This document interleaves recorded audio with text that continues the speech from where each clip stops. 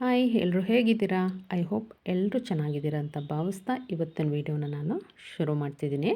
ಇವತ್ತಿನ ವೀಡಿಯೋದಲ್ಲಿ ನಾನು ಒಂದು ಪುಟ್ಟದಾದಂಥ ರಂಗೋಲಿ ಡಿಸೈನು ಹಾಗೆಯೇ ಒಂದು ರೆಸಿಪಿ ಟೊಮೊಟೊಕಾಯಿ ಚಟ್ನಿನ ತೋರಿಸಿದ್ದೀನಿ. ಆಲ್ರೆಡಿ ತೋರಿಸಿದ್ದೀನಿ ಬೇರೆ ಥರ, ಇದು ಸ್ವಲ್ಪ ಡಿಫ್ರೆಂಟಾಗಿ ತೋರಿಸಿದ್ದೀನಿ. ಅಂದರೆ ಒಂದೇ ರೆಸಿಪಿನ 10 ಥರ ಮಾಡ್ಬೋದು. ಅಂದರೆ ರುಚಿನೂ ಚೇಂಜ್ ಆಗುತ್ತೆ, ಮಾಡೋ ರೀತಿಯೂ ಚೇಂಜ್ ಆಗುತ್ತೆ. ಹಾಗಾಗಿ ಈ ಮುಂಚೆನೇ ತೋರಿಸಿದ್ದೀನಿ ಅಂತ ಏನು ಇದು ಮಾಡ್ಕೊಳಕ್ಕೆ ಹೋಗಬೇಡಿ, ಯಾಕೆಂದರೆ ಇದು ಸ್ವಲ್ಪ ಡಿಫ್ರೆಂಟಾಗಿದೆ, ಮಾಡೋದು ಕೂಡ ತುಂಬಾ ಸುಲಭ.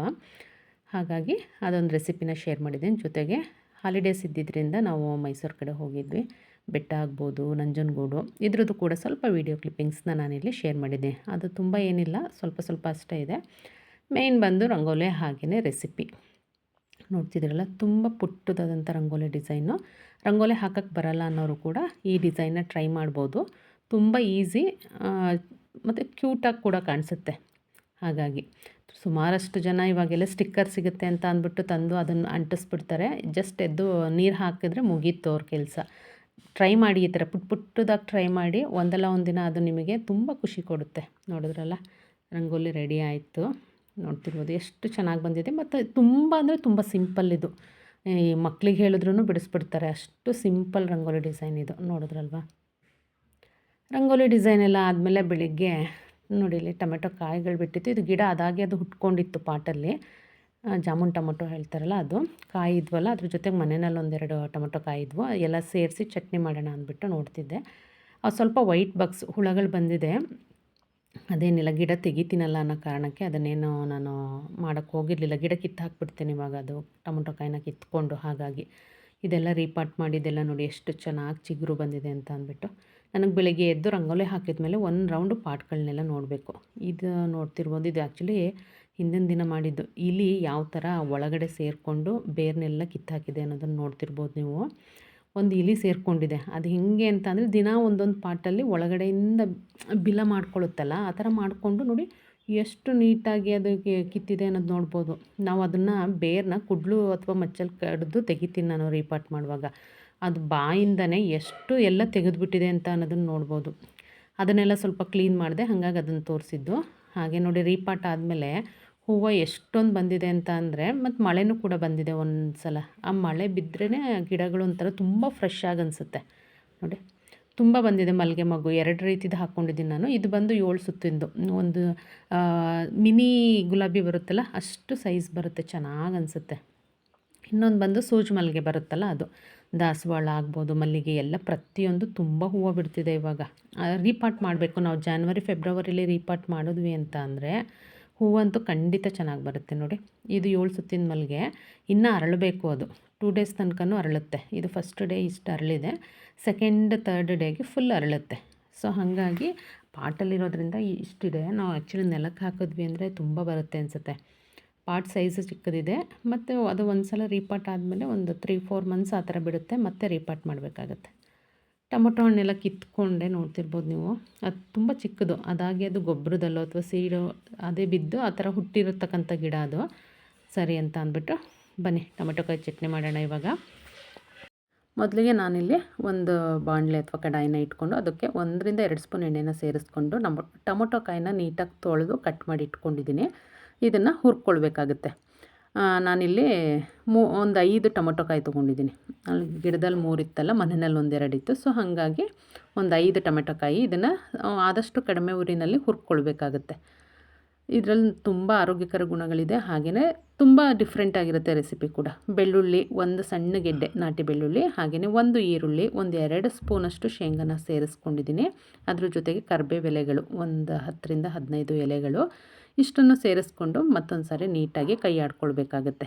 ನೋಡ್ತಿದ್ದೀರಲ್ಲ, ಅಂದರೆ ಊರ ಕಡೆ ಹಳೆಯ ರೆಸಿಪಿಗಳೆಲ್ಲ ಇರುತ್ತೆ ನೋಡಿ. ಈಗ ತೋರಿಸ್ತಿದ್ದೀನಲ್ಲ ಟೊಮೆಟೊ ಕಾಯಿ ಚಟ್ನಿ, ಈ ಥರದ್ದೆಲ್ಲ ಒಂದು ಒಳ್ಳೆ ರುಚಿ ಕೊಡುತ್ತೆ. ನೀವು ಯಾವುದೇ 5 ಸ್ಟಾರ್ ಹೋಟ್ಲಲ್ಲಿ ತಿಂದ್ರೂ ಕೆಲವೊಂದು ರೆಸಿಪಿಗಳು ಈ ಥರ ರುಚಿನ ಕೊಡೋಕ್ಕೆ ಸಾಧ್ಯನೇ ಇಲ್ಲ. ಅಷ್ಟು ಚೆನ್ನಾಗಿ ಅನಿಸುತ್ತೆ ಕೆಲವೊಂದು ರೆಸಿಪಿ.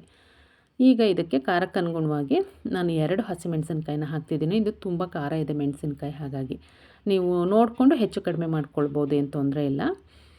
ಇದು ರೊಟ್ಟಿ, ಚಪಾತಿ, ಅನ್ನ, ಬಿಸಿ ಅನ್ನಕ್ಕೆ ಸ್ವಲ್ಪ ಬೆಣ್ಣೆ ಅಥವಾ ತುಪ್ಪ ಹಾಕ್ಕೊಂಡು ಈ ಗೊಜ್ಜನ್ನು ಕಲಿಸ್ಕೊಂಡು ತಿಂತಾಯಿದ್ರೆ ಸಿಕ್ಕಾಪಟ್ಟೆ ರುಚಿಯಾಗಿರುತ್ತೆ. ಟೇಸ್ಟು ತುಂಬ ಡಿಫ್ರೆಂಟಾಗಿರುತ್ತೆ. ಈಗ ಇದಕ್ಕೆ ಸ್ವಲ್ಪ ಕೊತ್ತಂಬರಿ ಸೊಪ್ಪನ್ನು ಕೂಡ ನಾನಿಲ್ಲಿ ಸೇರಿಸ್ಕೊಂಡು ಕೈ ಆಡ್ಕೊಳ್ತಾ ಇದ್ದೀನಿ. ಜೊತೆಗೆ ಒಂದು ಅರ್ಧ ಸ್ಪೂನಷ್ಟು ಬೆಲ್ಲ ಹಾಕ್ಕೊಳ್ತಾ ಇದ್ದೀನಿ, ರುಚಿ ಚೆನ್ನಾಗಾಗುತ್ತೆ ಹಾಗಾಗಿ. ಈಗ ಇದನ್ನು ಕೂಡ ನೀಟಾಗಿ ಮಿಕ್ಸ್ ಮಾಡಿಕೊಂಡು ತಣ್ಣಗಾಗ್ಲಿಕ್ಕೆ ಬಿಟ್ಟು ಮಿಕ್ಸಿ ಜಾರಿಗೆ ನಾನು ಇದನ್ನು ಹಾಕ್ಕೊಳ್ತಾ ಇದ್ದೀನಿ. ಮಿಕ್ಸಿ ಜಾರಿಗೆ ಹಾಕ್ಕೊಂಡು ಇದಕ್ಕೆ ರುಚಿಗೆ ತಕ್ಕಷ್ಟು ಉಪ್ಪನ್ನು ಕೂಡ ಸೇರಿಸ್ಕೊಂಡು ರುಬ್ಕೊಂಡ್ವಿ ಅಂತ ಅಂದರೆ ನಮಗೆ ಚಟ್ನಿ ರೆಡಿ ಆಗುತ್ತೆ. ಇದಕ್ಕೊಂದು ಸಿಂಪಲ್ ಒಗ್ಗರಣೆ, ಸಾಸಿವೆ, ಜೀರಿಗೆ, ಒಣಮೆಣಸಿನ್ಕಾಯಿ, ಕರಿಬೇವು ಹಾಕ್ಕೊಂಡು ಒಗ್ಗರಣೆನ ರೆಡಿ ಮಾಡ್ಕೊಂಡ್ವಿ ಅಂದರೆ ಚಟ್ನಿ ರೆಡಿ ಆಗುತ್ತೆ. ತುಂಬ ಚೆನ್ನಾಗಿರುತ್ತೆ. ಒಂದು ಸಲ ಟ್ರೈ ಮಾಡಿ, ಟೊಮೊಟೊ ಕಾಯಿ ಇದೆ ಅನ್ನೋದಾದರೆ. ಊರ ಕಡೆ ಸಾಮಾನ್ಯವಾಗಿ ಮಾಡ್ತಿರ್ತಾರೆ, ಏನಕ್ಕೆ ಅಂದರೆ ಅವ್ರಿಗೆ ಈಸಿಯಾಗಿ ಟೊಮೊಟೊ ಕಾಯಿ ಸಿಗುತ್ತೆ. ಸಿಟಿಲಿರೋರಿಗೆ ಸ್ವಲ್ಪ ಕಷ್ಟ. ಕೆಲವೊಂದು ಸಲ ಸಿಗುತ್ತೆ, ಕೆಲವೊಂದು ಸಲ ಸಿಗೋಲ್ಲ. ಸಿಕ್ಕಿದಾಗ ಒಂದು ಸಲ ಟ್ರೈ ಮಾಡಿ ಹೇಗೆ ಬಂತು ಅಂತ ಅಂದ್ಬಿಟ್ಟು ಕಮೆಂಟ್ ಮುಖಾಂತರ ತಿಳಿಸೋದನ್ನು ಮರಿಬೇಡಿ. ನೋಡಿದ್ರಲ್ಲ, ಚಟ್ನಿ ರೆಡಿಯಾಗಿದೆ. ಚಟ್ನಿ ರೆಸಿಪಿನ ಮುಗಿಸ್ಕೊಂಡು ನಾನಿಲ್ಲಿ ಆ ದಿನ ಮಧ್ಯಾಹ್ನ ಹಾಗೆ ನಾವು ಮೈಸೂರು ಕಡೆ ಹೊರಟ್ವಿ. ಅದ್ರ ಸ್ವಲ್ಪ ವಿಡಿಯೋ ಕ್ಲಿಪ್ಪಿಂಗ್ಸ್ನ ನಾನಿಲ್ಲಿ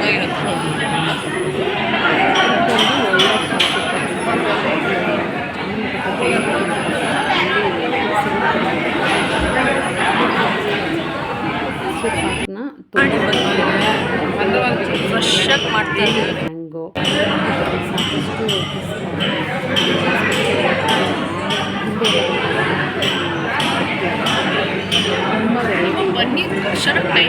ತುಂಬ ಚೆನ್ನಾಗಿ ಅಲ್ಲೇ ಮಾಡ್ತಿರ್ತಾರೆ.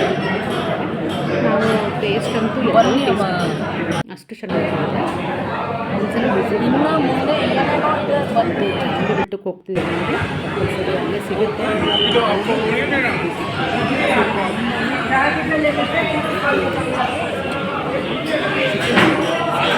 ತುಂಬ ಅಲ್ಲೆಲ್ಲ ತೊಗೋಬೋದಿತ್ತಲ್ರಿ.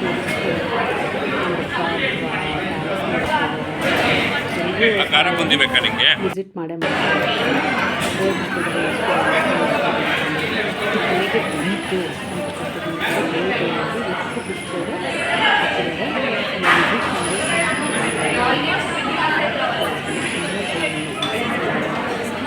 ಅಲ್ಲಿ ಮುಗಿಸ್ಕೊಂಡು ನಾವು ನಂಜನಗೂಡ್ಗೆ ಹೋದ್ವಿ. ಅಲ್ಲೂ ಕೂಡ ತುಂಬ ಚೆನ್ನಾಗಿ ದರ್ಶನ ಆಯಿತು. ಬಟ್ ನಾನು ಅಲ್ಲಿ ವಿಡಿಯೋ ಎಲ್ಲ ಮಾಡಲಿಕ್ಕೆ ಹೋಗಲಿಲ್ಲ. ನನಗೆ ದೇವಸ್ಥಾನಕ್ಕೆ ಹೋದಾಗ ಆದಷ್ಟು ಅಲ್ಲಿ ದೇವರ ಹತ್ರ ಕನೆಕ್ಟ್ ಆಗೋದಷ್ಟೇ ಇರುತ್ತೆ. ಹಾಗಾಗಿ ತುಂಬ ವಿಡಿಯೋ ಮಾಡಲಿಕ್ಕೆ ಹೋಗಲ್ಲ. ಅಲ್ಲಿ ನೋಡ್ತಿದ್ದೀರಲ್ಲ ನಮ್ಮ ಮನೆ ದೇವರು. ಸೊ ಹಾಗಾಗಿ ನಂಜನಗೂಡ್ಗೂ ಕೂಡ ಹೋಗಿ ಬಂದಿದ್ದಾಯಿತು. ದರ್ಶನ ಬೆಟ್ಟದಲ್ಲಿ ಸ್ವಲ್ಪ ರಶ್ ಇತ್ತು, ಇಲ್ಲೇನು ಅಷ್ಟು ರಶ್ ಇರಲಿಲ್ಲ. ಅದೆಲ್ಲ ಮುಗಿಸ್ಕೊಂಡು ನಾವು ನಮ್ಮ ತೋಟಕ್ಕೆ ಬಂದ್ವಿ. ಸಂಜೆ ಹಾಗೆ ಅಡಿಕೆ ಹೊಂಬಾಳೆ ಬಂದಿತ್ತು, ಅದನ್ನು ಪೂಜೆ ಮಾಡೋಣ ಅಂತ ಅಂದ್ಬಿಟ್ಟು ಮಾಡ್ತಾಯಿದ್ವಿ. ಅದೊಂದು ಸ್ವಲ್ಪ ವೀಡಿಯೋ ಕ್ಲಿಪ್ಪಿಂಗ್ಸ್ನ ನಾನಿಲ್ಲಿ ಶೇರ್ ಮಾಡಿದ್ದೀನಿ. ಈ ಶಿವಮೊಗ್ಗ, ಚಿಕ್ಕಮಂಗ್ಳೂರು ಈ ಕಡೆ ಎಲ್ಲಾದರೂ ತುಂಬ ಗ್ರ್ಯಾಂಡಾಗಿ ಮಾಡ್ತಾರೆ ಅವರು, ಸೀರೆ ಎಲ್ಲ ಉಡಿಸಿ ಎಲ್ಲ. ಬಟ್ ನಾ ಆ ಥರ ಎಲ್ಲ ಏನು ಮಾಡಲಿಲ್ಲ, ತುಂಬ ಸಿಂಪಲ್ಲಾಗಿ ಮಾಡಿದ್ದು ನೋಡ್ತಿದ್ದೀರಲ್ಲ. ಅಂದರೆ ನಮ್ಮ ಕಡೆ ಮಾಡಲ್ಲ ಸಾಮಾನ್ಯ, ನಮ್ಮ ಈ ಮೈಸೂರು ಭಾಗದಲ್ಲಿ ಕಡಿಮೆ.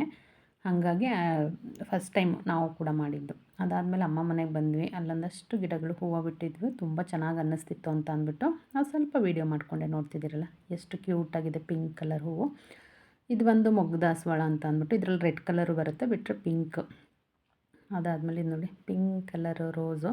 ಇದು ನಾವು ಚಿಕ್ಕವರು ಇರುವಾಗಿಂದನೂ ಇದೆ ನಮ್ಮ ಮನೆಯಲ್ಲಿ. ಏನಿಲ್ಲ ಅಂದರೂ ಸೀಸನಲ್ಲಿ ಒಂದು 150 ಹೂವು ತನಕನೂ ಬಿಡುತ್ತೆ. ಹಾಗಾಗಿ ಅದೊಂದು ವೀಡಿಯೋ ಕ್ಲಿಪ್ಪಿಂಗ್ಸ್ನ ಮಾಡಿಕೊಂಡೆ. ಅದು ಮುಗಿಸ್ಕೊಂಡು ವಾಪಸ್ ಬೆಂಗಳೂರಿಗೆ. ಇದು ಬಂದು ಇವತ್ತಿನ ವೀಡಿಯೋ ಆಗಿತ್ತು. ಟೈಮ್ ಸಿಕ್ಕಾಗ ವೀಡಿಯೋನ ನೋಡಿ ಹೇಗಿತ್ತು ಅಂತ ಅಂದ್ಬಿಟ್ಟು ಕಮೆಂಟ್ ಹಾಕೋದನ್ನು ಮರಿಬೇಡಿ. ವೀಡಿಯೋನ ಕೊನೆಯವರೆಗೂ ನೋಡಿದ್ದಕ್ಕೆ ಥ್ಯಾಂಕ್ ಯು.